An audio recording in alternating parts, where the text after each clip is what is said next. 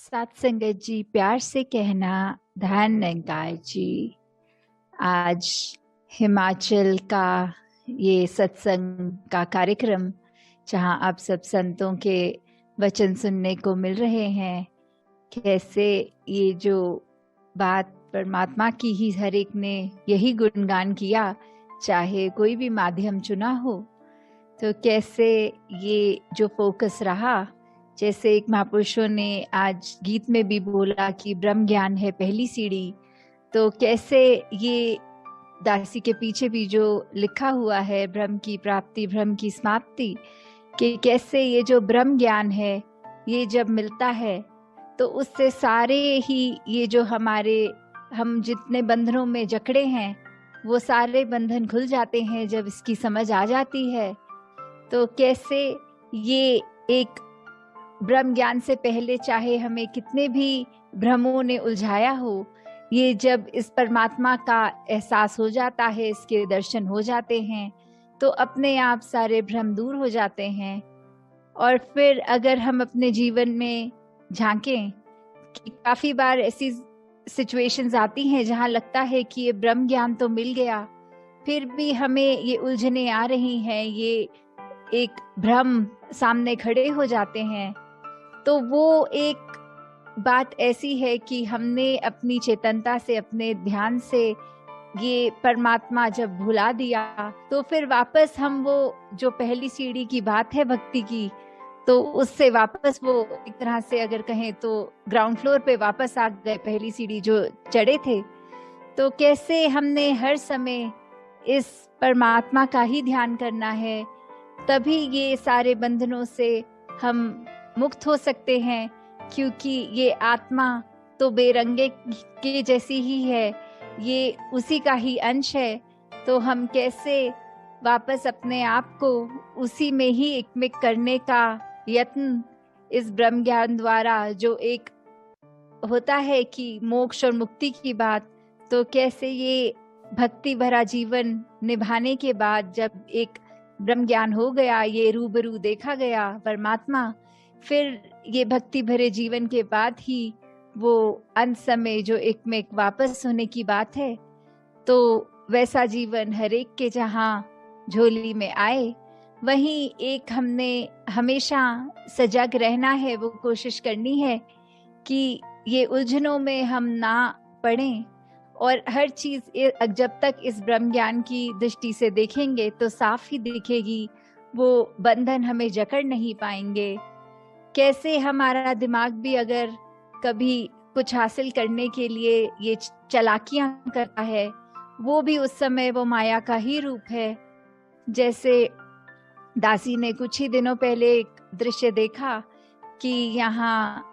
बंदर बहुत आ गए थे, तो जहाँ रसोई घर में उनको नजर आ रहा था कि फल की टोकरी दिख रही थी और वैसे एक कांच सामने, तो कैसे वो बंदर पहले तो अंदर घुसना चाहा उसने कांच से, और वहां वो एक संभव नहीं हो पाया उसका आना।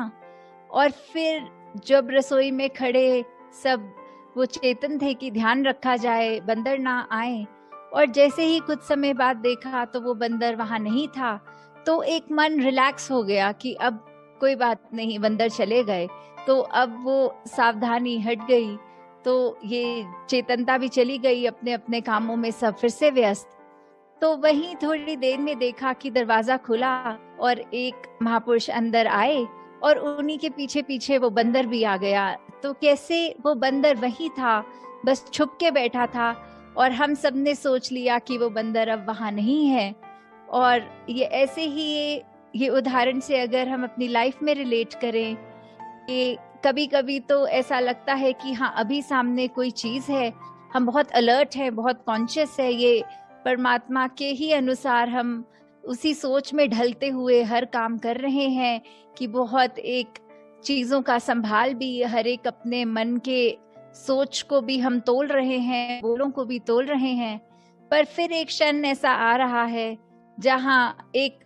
वो चेतनता खो दी हमने, तो फिर सोच भी इधर उधर माया में ही भाग रही है, हमारा ख्याल, हमारे वचन भी फिर ये ऊपर नीचे होके कैसे भी निकल रहे हैं, हम अपने आप को इस परमात्मा के तराजू में तब नहीं रखते हैं।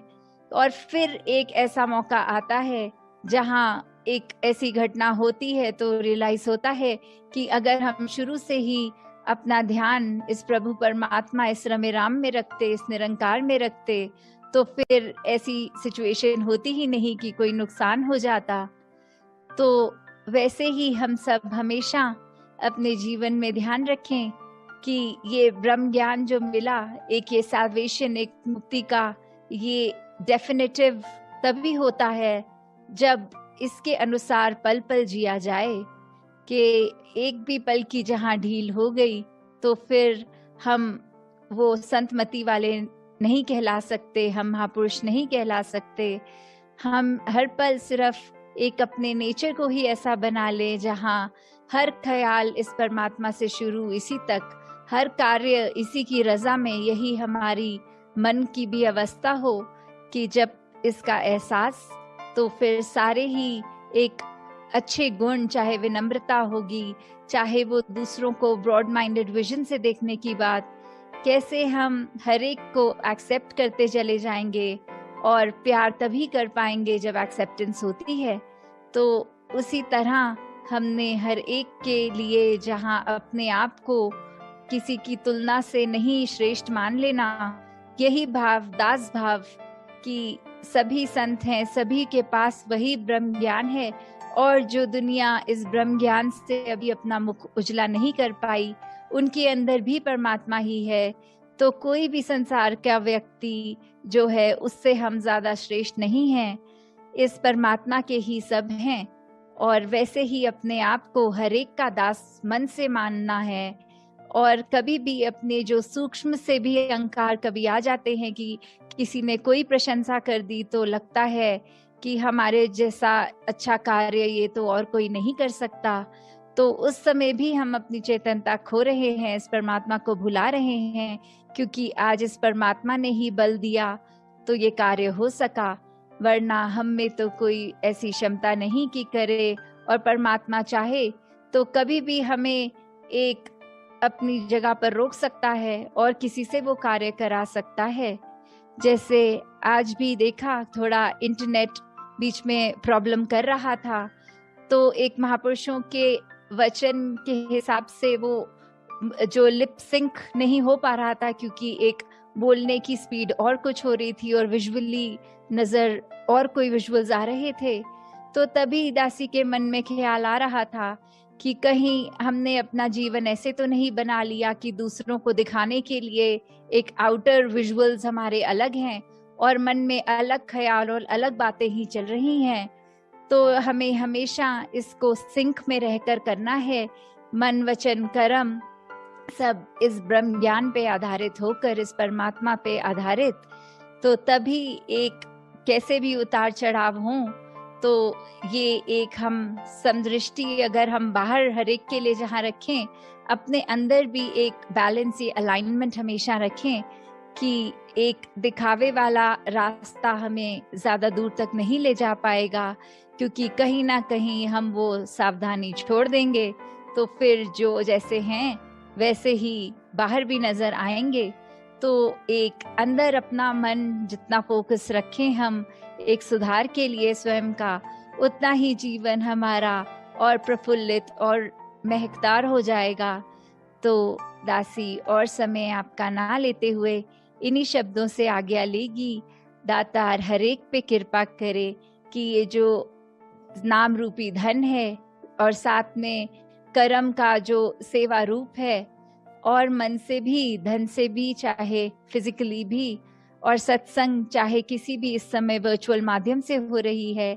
फिर भी ये अनमोल वचन एक कानों में पड़ रहे हैं, एक जीवन में सुधार कर रहे हैं। तो हमेशा सेवा, सुमिरन और सत्संग के लिए मन हमेशा उत्साहित हो, ये सीख लेकर स्वयं का सुधार करने का ही मार्ग है। दातार हर एक को भक्ति भरा जीवन दे। साथ